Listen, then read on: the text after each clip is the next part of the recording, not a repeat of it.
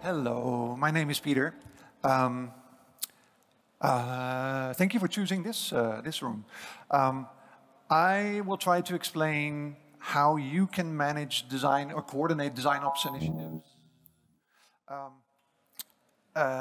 in 5 easy steps. And one of the steps is a roadmap, or you can use a roadmap along the way. Step one, this happens to be also 5 steps. These are the 5 sections of the talk. I'll start with me, then about DesignOps, then managing the 5 steps and a roadmap.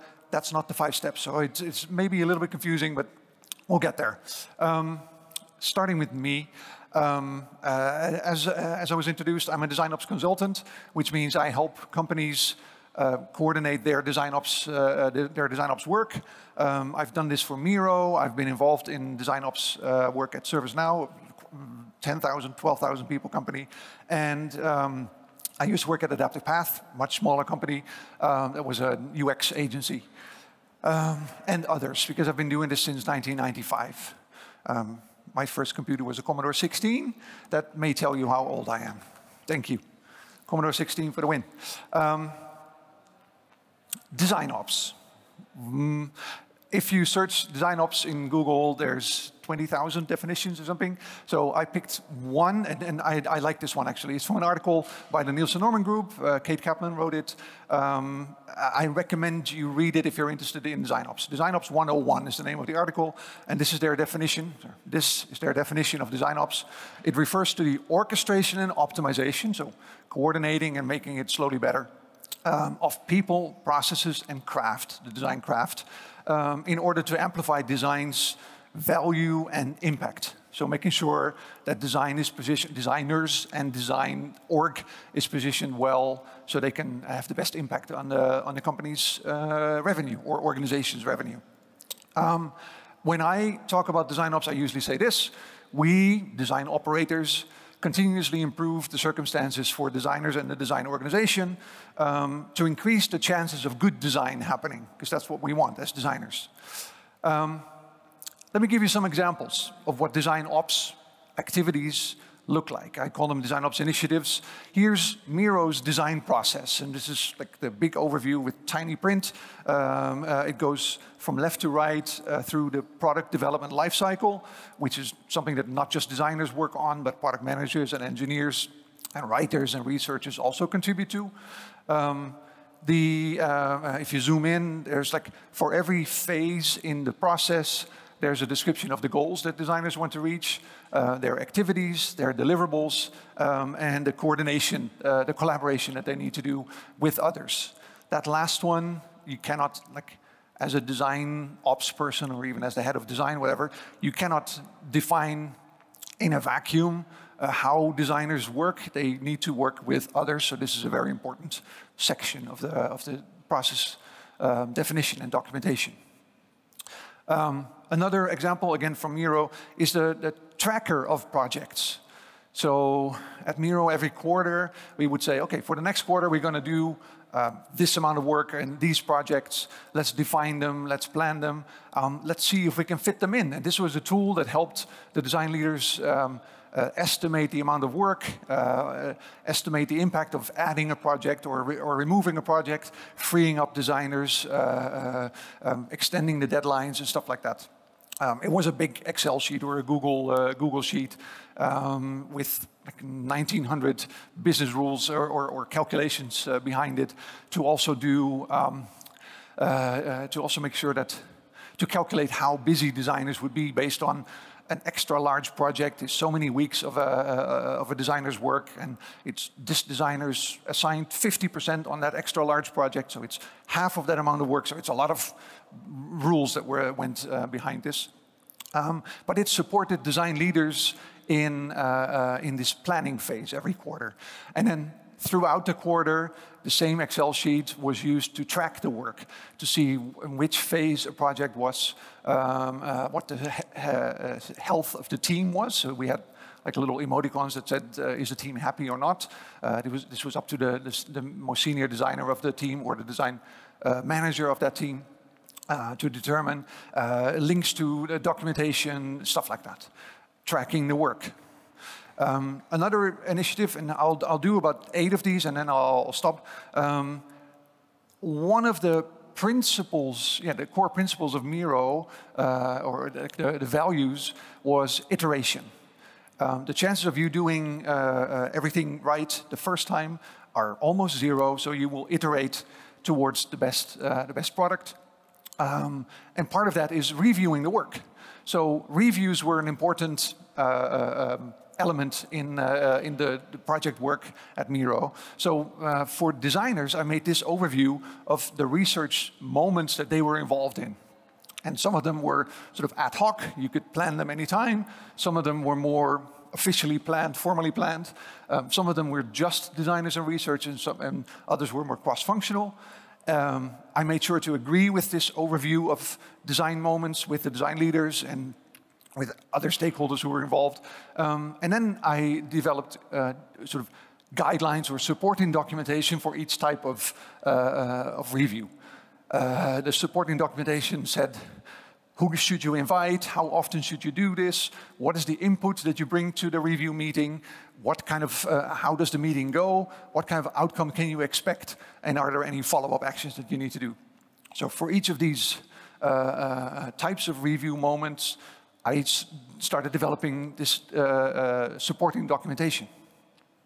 Again, not something that an individual designer would do by themselves, not something that's 100% the responsibility of a design manager. It's the responsibility of a design ops person, and we'll get to who those people are. One more example, and I'll get back to this one, is a bot that would kick in as soon as someone tried to internally file a design bug. They would see a design and think there's something wrong with it. They could report it in a Slack channel. And then a bot would kick in and start asking some follow-up questions, like, which feature are you talking about? Or which section of the product are you talking about? Is it a visual error or a bug?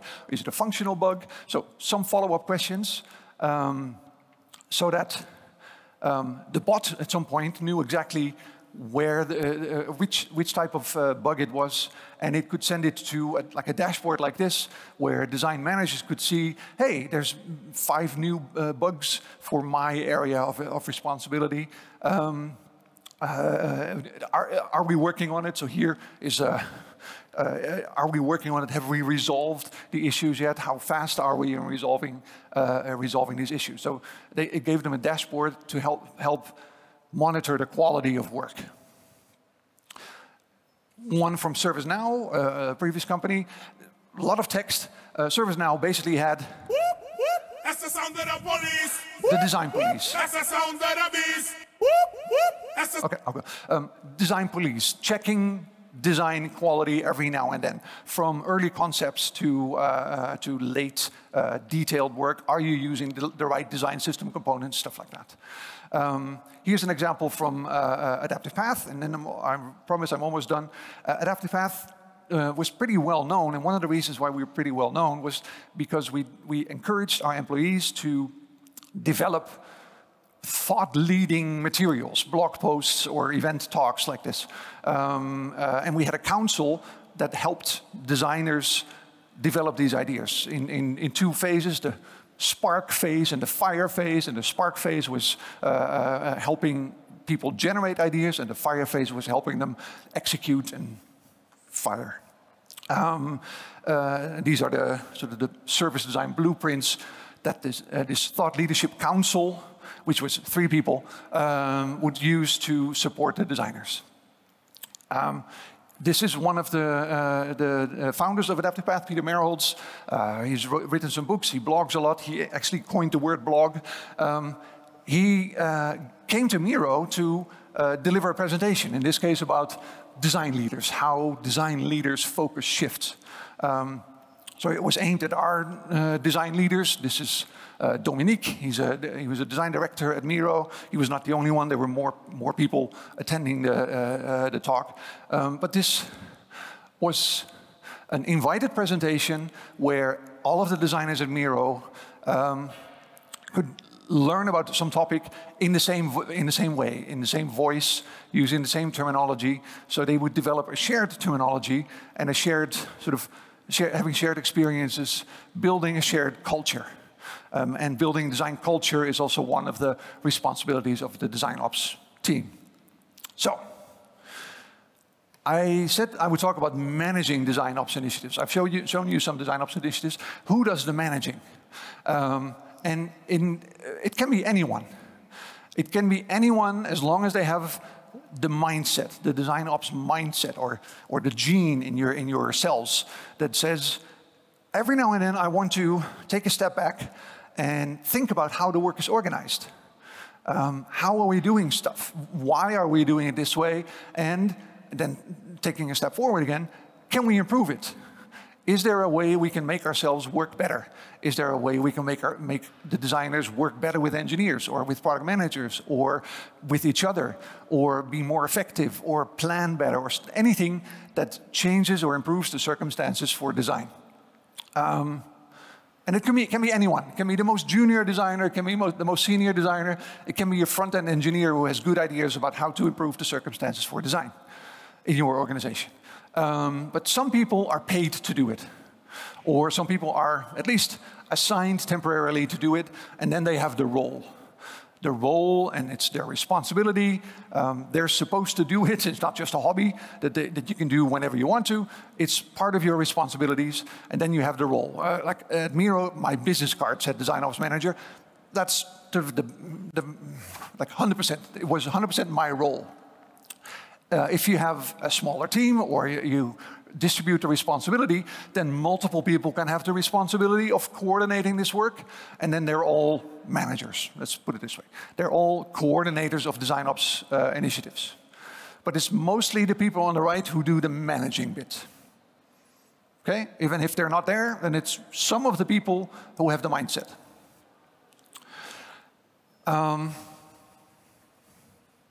I said it would be 5 easy steps. I lied a little bit, there's 5, and then you need to repeat them, and then there's an extra step. But let's say there's 5 easy steps of how you then coordinate these DesignOps initiatives.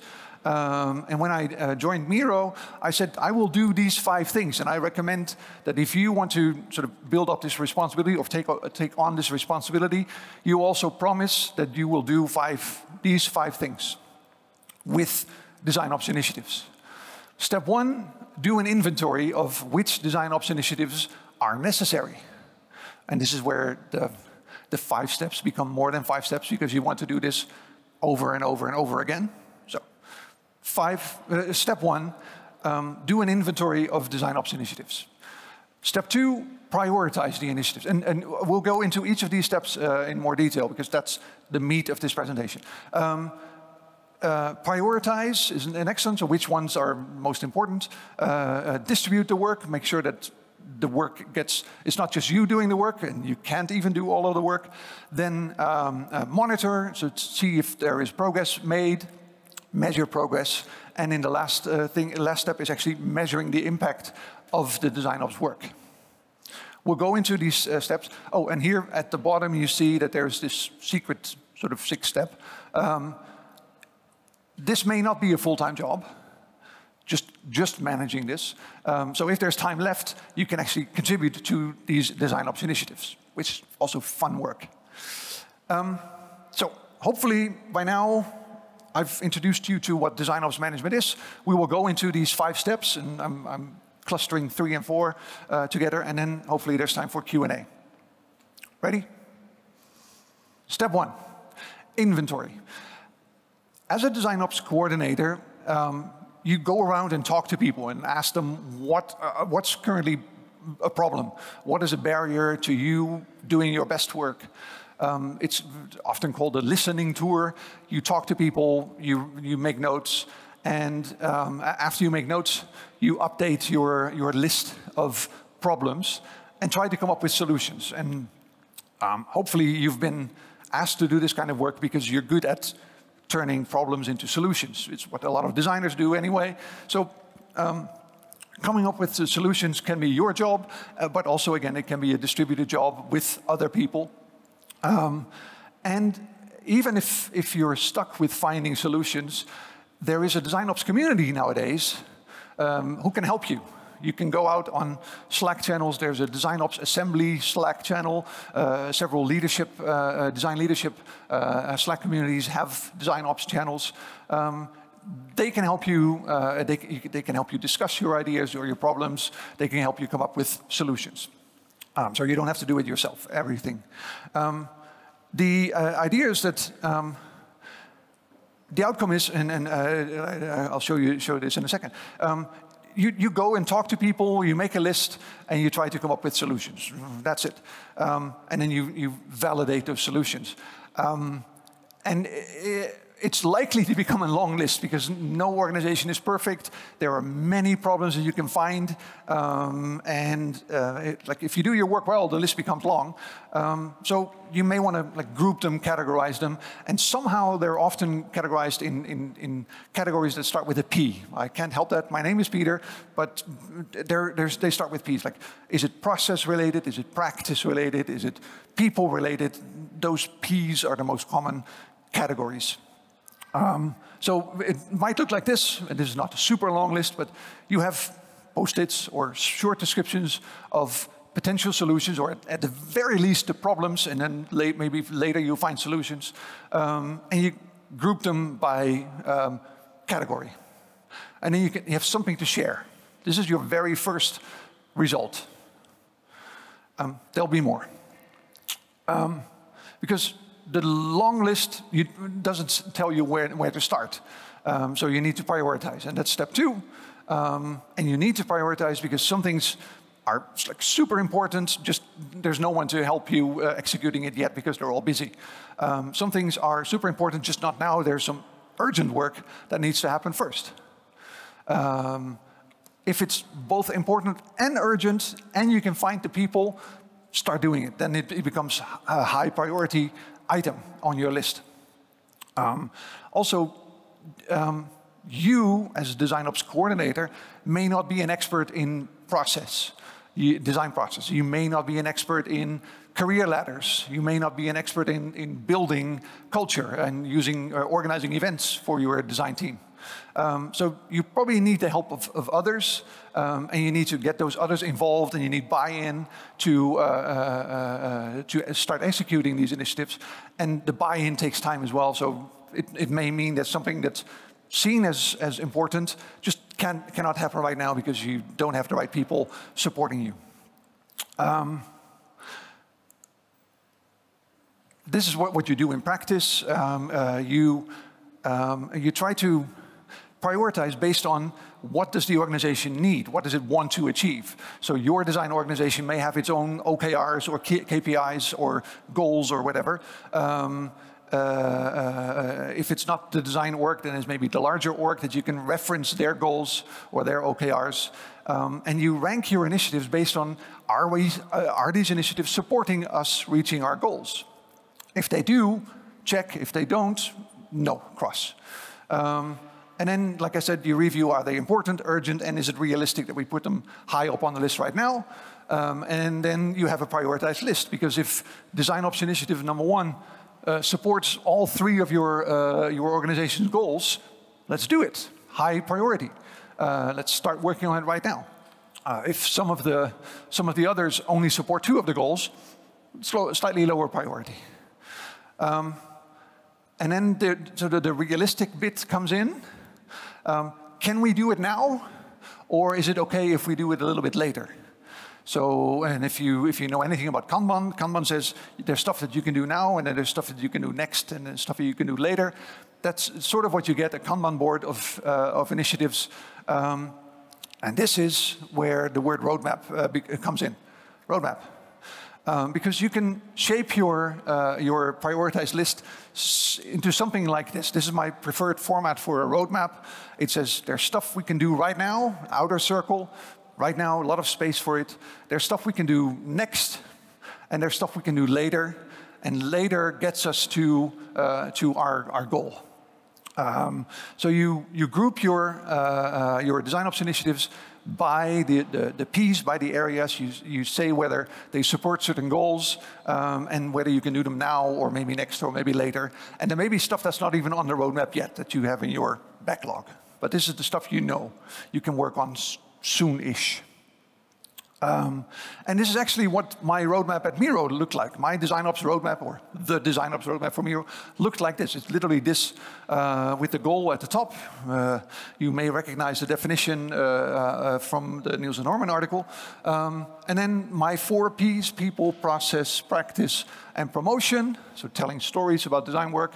And it's a little bit bigger. So there's a legend. Here's one initiative: improve the design project visibility, which is the tracker that I showed. And it supports these goals, the objective 4, key result 4, that was specified for the whole of the product organization at Miro. And it was apparently in progress at the time I took the screenshot. So your roadmap, or your list of initiatives, prioritized list of initiatives, can look like this as a roadmap. Now you have your list, but somebody needs to actually start working on the initiatives, executing the initiatives. And for that, you need to put together a team, and because it's unless it's you who does all the work, then it's just you start executing project number 1. Otherwise, you need to put a team together and create a briefing, and that's what step 3 does. To prepare for other people to work with you on this initiative, you write a briefing about the initiative. Just like a project briefing, this is a DesignOps project briefing.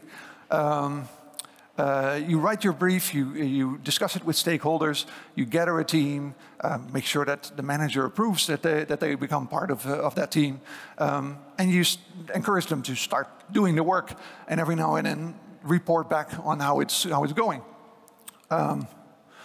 So you write a brief, and the brief says title, goal, outcome, stakeholders, team, and how are you collaborating and how are you reporting. And it could look like this. This is the briefing for the bot, the Slack bot that kicks in whenever someone reports a bug. The goal was to automatically route design bugs, or that's the briefing. The title, the goal was to improve recovery time. Like, we made a mistake, how soon can we recover? This bot helped us lower the recovery time, shorten the discovery time. The outcome is that the design org can fix their bugs in their design faster. The stakeholders were design team, the design leaders, quality assurance, because they're involved in quality issues as well, and IT, because they needed to support the bot. The team could be Tom, Dick, and Harry, and the monitoring could be the team meets every Wednesday and sends me a report of how things are going. Like that. I could monitor their work, they could do the work, it was distributed and monitored. The result is that on your roadmap, more Post-it notes are dark yellow. Dark yellow because dark yellow is in progress. So you, again, on your roadmap, you can show that work is in progress and sort of high-level monitoring of where you're going. The detailed monitoring happens if you start defining metrics for each of these initiatives. And the metrics, I'll go here, metrics allow you to communicate progress and the impact. It allows you to tell stories about the results of DesignOps initiatives and its impact. And there are 2 types of metrics that you probably want to work with. One is metrics for the design organization, and one is for the DesignOps function.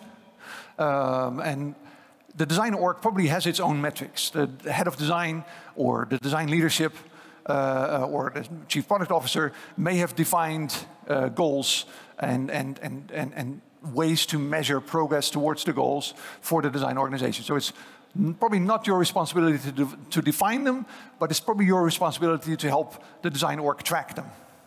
And then the design ops metrics, it probably is or it definitely is your responsibility to define the metrics, to define how you want to be measured, to define how your progress will be measured, and to help you determine progress. And I'll give you examples in a second. And it's also your responsibility to track them. So here's some examples of metrics for a design organization and for a design ops team. And you can read them yourself.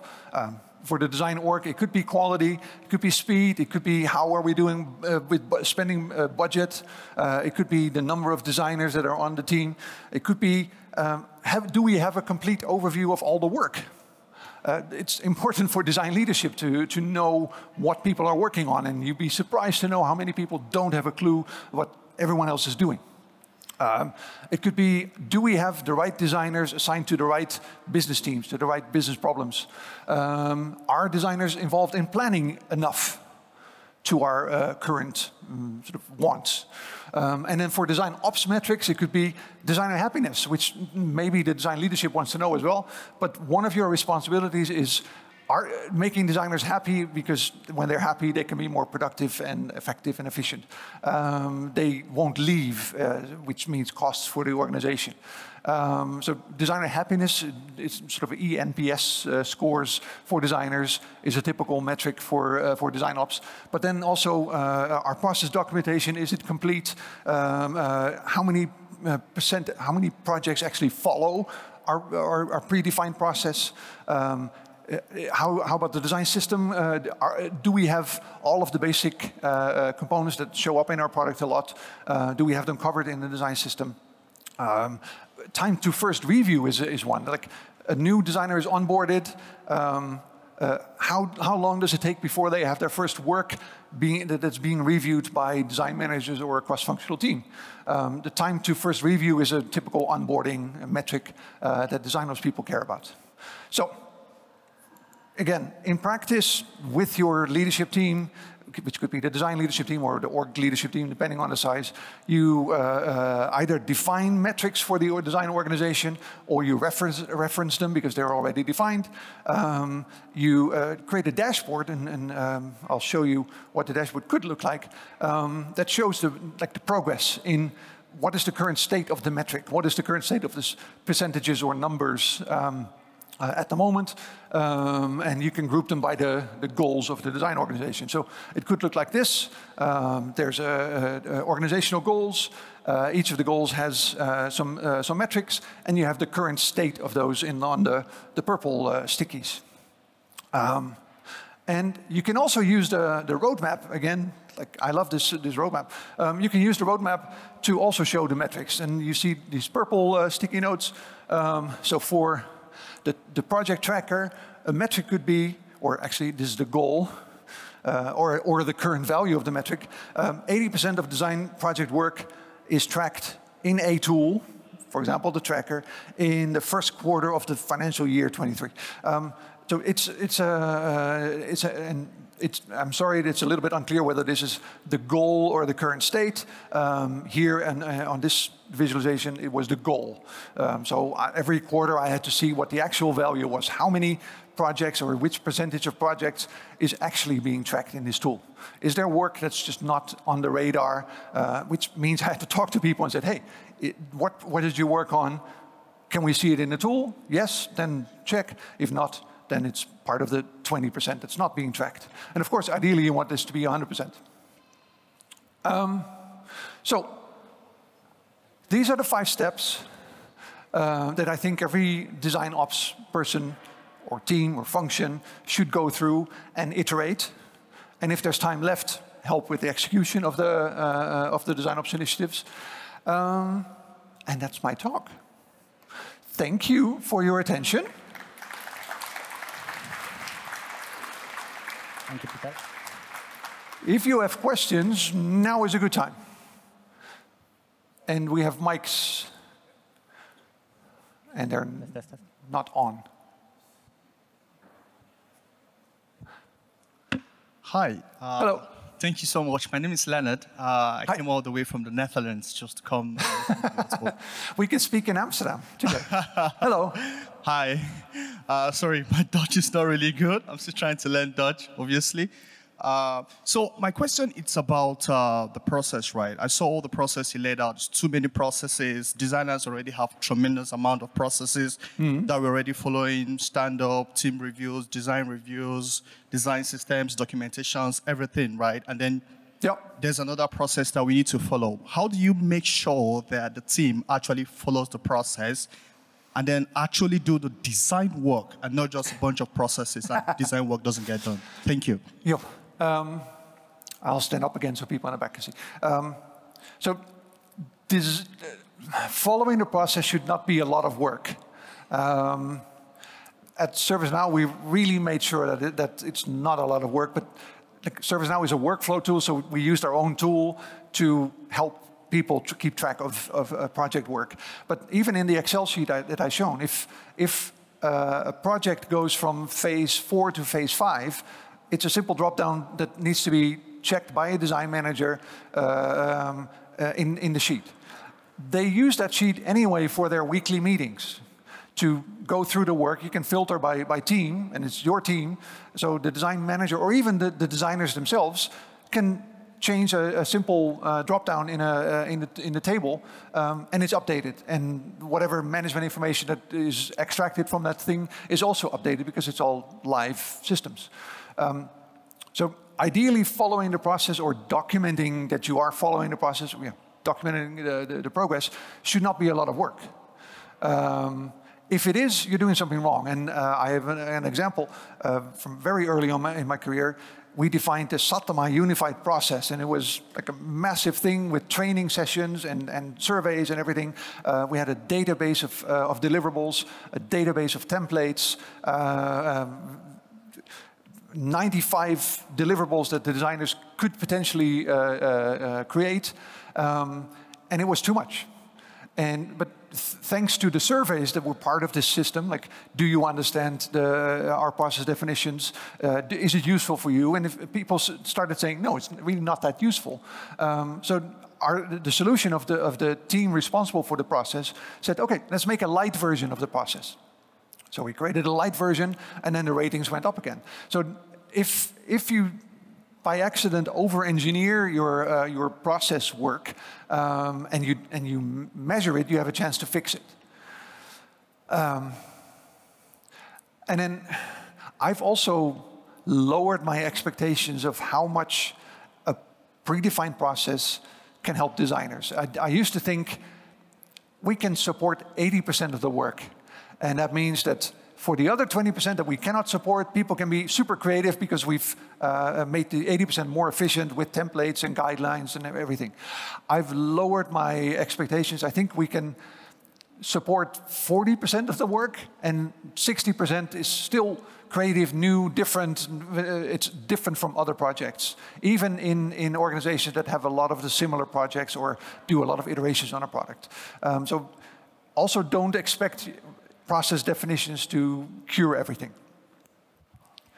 I hope that sort of answers your question. I know it's not all positive because it means shit. So just defining a process is not panacea. It's not helping everything. It does support. I do recommend teams to work on process definitions, on aligning their terminology, on making sure that others have the right expectations of what designers do in the organization. So I do recommend defining your process and documenting it. It's just not a cure-all. It will not fix everything. Okay. See you in Amsterdam.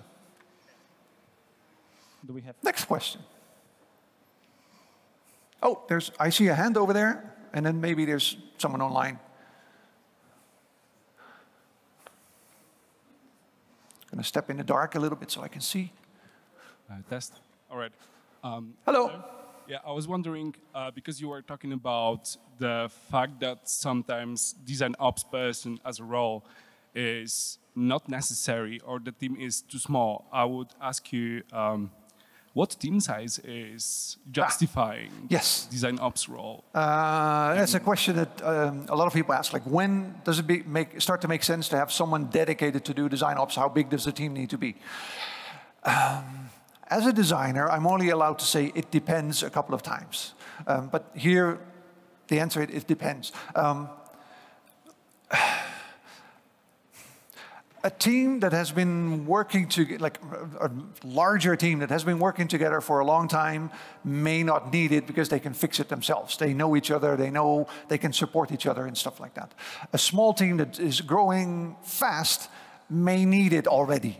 They may need someone to help them define their ways of working, pick tools, etc., because so they can do focus on their actual design work. And this is why it depends. But, in the DesignOps community, the general rule is as soon as your team goes above 15, it starts making sense to have someone dedicated to it at least half of their time, to do the coordination work. And then to do those 5 steps that I said, and do some of the execution. Like I said, not all of the execution can be done just by this DesignOps people. They need experts from the design team to contribute. But I'll say at 15, it definitely begins to make sense. Before that, it also makes sense to spend time on DesignOps work. Like I said, having people with the mindset and the genes is a very useful thing. So if you start hiring people and you think, hey, we might start spending some energy on structuring our work, on aligning our work, on making sure that we all have the same expectations and other people, our peers in the product organization or project organization have the right expectations, it might make sense to start hiring someone who has that gene, who has the need and the urge and wants to make it, turn it from a hobby into part of their responsibilities. But roughly, I would say from 15 people on, it starts to make sense to have someone dedicated to this work at least half of their time. So one example, ServiceNow had 375 designers, researchers, and writers. We had a team of 25 people doing DesignOps. That's a larger percentage than that. And we were good. We were good at this. I learned a lot from the design ops teams at ServiceNow. That included a design system team. It included a business ops team for design that worked on budgets, headcount, promotion of the design team and stuff like that. It was the design police team. They were part of that 25 out of 375. Yeah, that was a nice ratio. Next question. I see a hand there, but I'll let Kaitek decide. It's good for your health, man.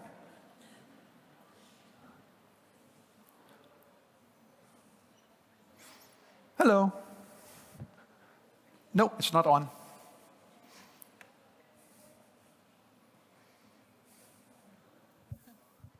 Raz. Hi, thank you very much for this very interesting speech. I wanted to ask you, do you have any examples of design ops in software houses, actually? Because I am from software house, and we have a lot of designers already, but each of us is working with different management, different design systems, and actually we could have some kind of pattern inside our team, but it's quite difficult job, I think. So the question is, do you have any examples of such structure of design team where we are not covering one product, we are working for different clients in different circumstances, so is it possible? Okay, so when you say different clients, the designers are actually assigned to clients and customers and work there. Yes. Yes. Yes, exactly. So I'm going to try to answer it with an example. I once worked at a company where, with the design team, we said, okay, this is our process definition. This is where our responsibilities begin and end. And our salespeople, so we were a software house. We had a core software product, but we would implement it at customers' locations. Mostly governments. Our salespeople took that slide, or took a slide of like a rough photo of our big printout, because it was like a lot of detail, similar to the Miro one. It's like very tiny print on a slide. They took it with them, and it helped them sell projects, because apparently, according to the slide, we knew what we were doing. And this is to say, there are extra benefits to structuring your work, to standardizing your work, that may not be apparent immediately, because it only happens outside of the design organization. So that's one thing. There are benefits to design ops work that are outside of just the work of designers.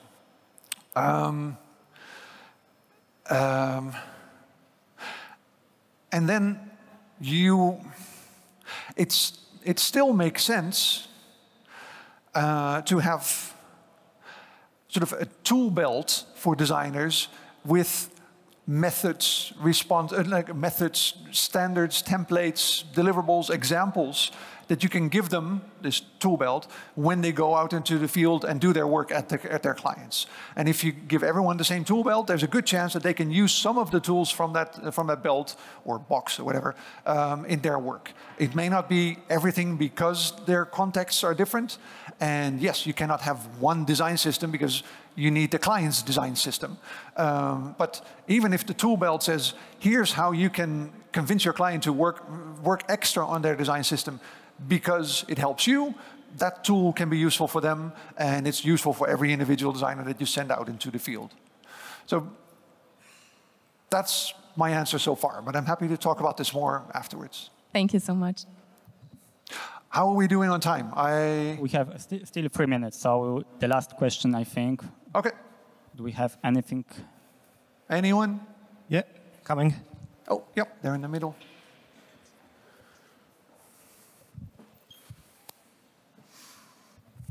Hello, hi. I have one question, maybe follow up to the first question. Because you talked about the process, and you talked about very sophisticated and complicated process, and then you said about making it simple. What are there anything else that you would like to, I don't know, are there any ideas how to improve? Because also in our organization, there is a problem with the adoption of the process. Yeah. So, my wife told me to not tell that I'm a design process freak. I'm a design process enthusiast. So I have many ideas and thoughts about design processes. What I want to say first before I answer your question is to everyone else. DesignOps is not just design processes. It's not just design systems. It's culture, people, practice, crafts, education, all that, career stuff. So we're focusing a lot on design processes, and I like design processes, so I'm happy to answer the question, but I just want to remind you that it's not just design processes. When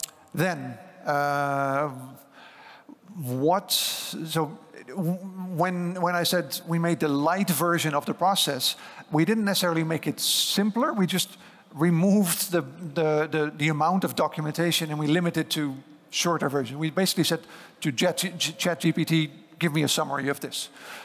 We made the documentation of the process lighter, so it was easier for people to learn about the process and to start working with it. Of course, we didn't throw away all the heavy stuff. We just moved it a little bit to the background because it was still useful for people who wanted to dive in further and dive in deeper. So when I said we over-engineered, yes, we over-engineered, and then we sort of made the light version available to people to make the barrier to entry lower and to, lower the amount of work that people needed to do. But we still kept all of the detailed stuff. Except when we started doing iterations and improvements, the older stuff got lower priority and also updating that work. So at some point it started getting out of sync. Other tips for process. First, I've given presentations about how design teams can start creating their processes, start documenting their process. It's an entire different presentation, so I won't go in too deep into that now. But one thing is to start with just putting post-it notes on the. You said you already have a process and you have problems with adoption, but making sure that the designers themselves are involved in creating the process helps. So they can give their ideas some air and then see, hey, what I call a blueprint, you call a wireframe, and you call a wire flow or user flow. We have different expectations. We have different terminologies. It probably makes sense to align it so that when we talk amongst each other, we talk about the same things. And when we talk to our peers in product management or engineering or quality assurance or sales, we all talk in the same language. So it helps to have everyone involved in creating the process, because then it becomes more their own thing, and the adoption is also easier because they help build it. So of course they want to be involved. And then I'll stop. if new people on board and you help them, you bring them on board on your process, give them also a chance to improve on the process. The process is never done. Process definition is never done. You hire new people because they're an addition to your team. Also make sure that they are involved in updating the process. And that's one thing, and then I'll really stop, that I skipped at some point, but this distributing the work of executing DesignOps initiatives, if you make it part of the career ladder or the annual evaluations, like, hey, have you been involved in any DesignOps initiatives this year or this quarter or whenever you evaluate?